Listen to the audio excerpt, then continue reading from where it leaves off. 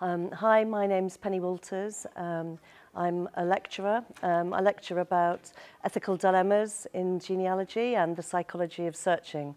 So the reason I wanted to come for this weekend is that the focus was on DNA. So I wanted to get some of my facts straight about DNA when I'm talking philosophically about these issues. Good.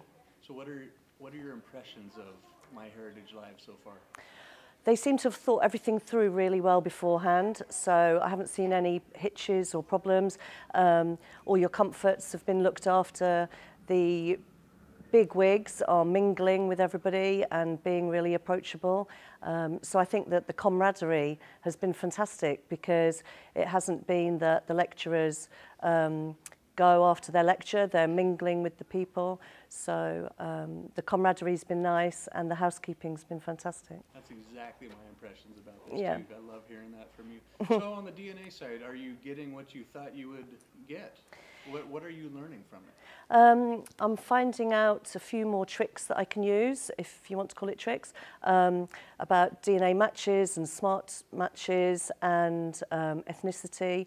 So some of the things that I lecture about philosophically, I'd like to be able to speak factually about those as well, because whenever I talk about ethical dilemmas in genealogy or the philosophy or the psychology of searching, occasionally people will ask me a nitty-gritty question about genealogy, and I'm sometimes a bit scared that maybe I haven't got the biology or the chemistry or the jargon quite correct. So I just wanted to make sure that I was on the right track, which I am, that's fine.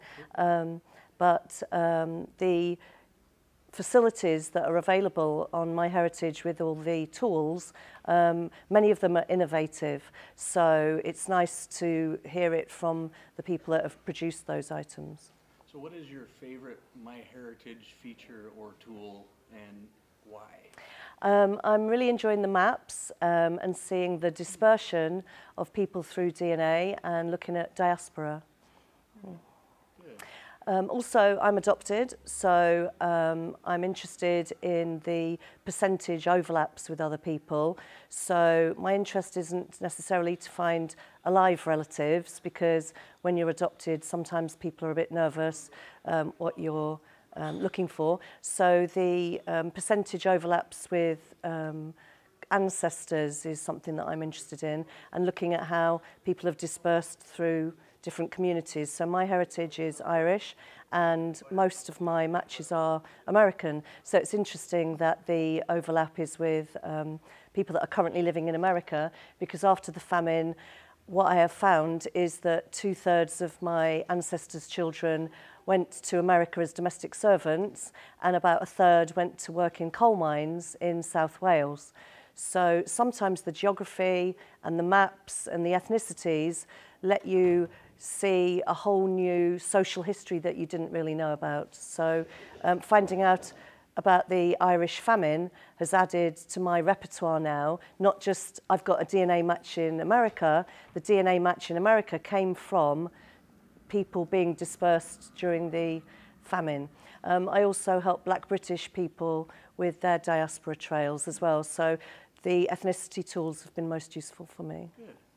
So what would you recommend to a new genealogist, or a favorite expert tip that you would give for somebody looking to find their ancestors? I think that you should look at the percentage of the match that you have, and then look at a chart as to what those relationships could be.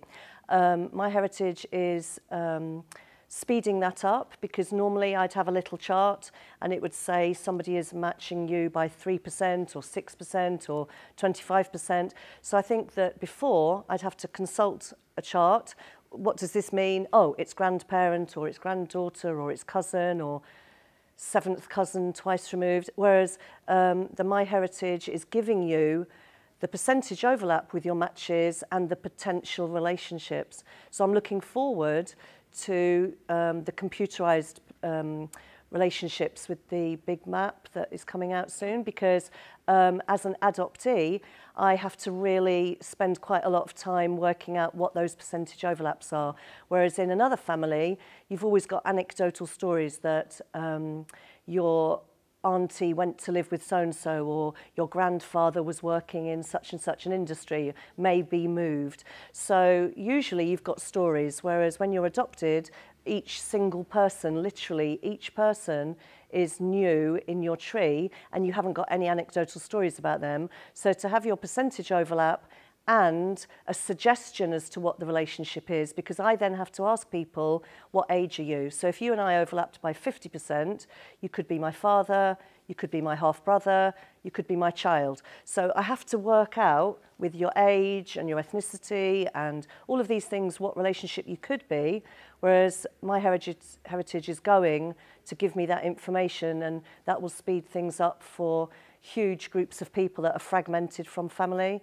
And adoptees in particular. It's exciting, isn't it? Yeah, I can't yeah, wait. yeah. So, last question. What got you into genealogy? Well, my parents told me when I was about 3 that I was adopted, and I didn't understand. So they told me that they'd got me from somewhere. So I didn't understand what got you from somewhere was. And my parents said that they chose me because I was the prettiest baby.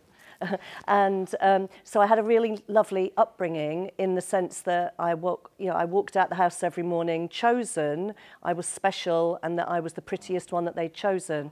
It was only when I had my first child that I understood that somebody else must have looked at this baby with little fingernails and little ears and little nose.